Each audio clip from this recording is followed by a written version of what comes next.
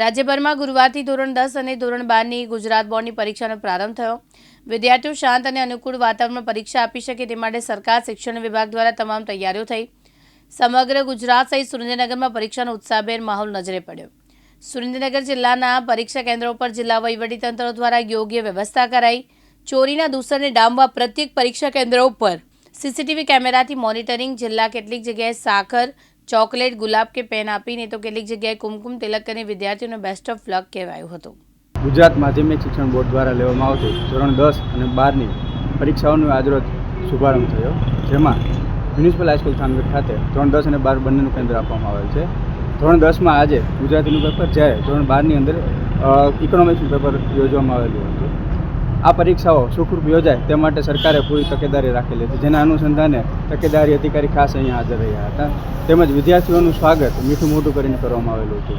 વિદ્યાર્થીઓ શાંત વાતાવરણમાં પરીક્ષા આપી શકે તે માટે સરકારશ્રી દ્વારા સરસ મજાનો પોલીસ બંદોબસ્તનું પણ આયોજન કરવામાં આવેલું હતું।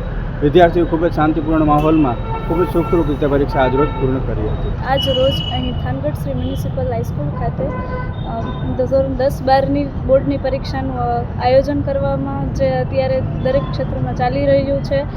અમને અહીં સૌપ્રથમ મીઠું મોઢું કરાવવામાં આવ્યું હતું, ત્યારબાદ અમને પ્રોત્સાહિત કરી અને અમારે ધોરણ 10-12ની પરીક્ષા લેવાઈ હતી। હું ધોરણ 12માં અભ્યાસ કરું છું। અમારું આજરોજ પેપર ખૂબ સરસ ગયું અને અમારા શિક્ષકો આમ પ્રેરિત કરતા રહે છે। અમે આમ જ પ્રગતિ કરી અને આ શાળાનું તથા અહીંના શિક્ષકોનું નામ રોશન કરીશું। આભાર। જયેશ મોરી, દિવ્યાંગ ન્યૂઝ, થાનગઢ, સુરેન્દ્રનગર।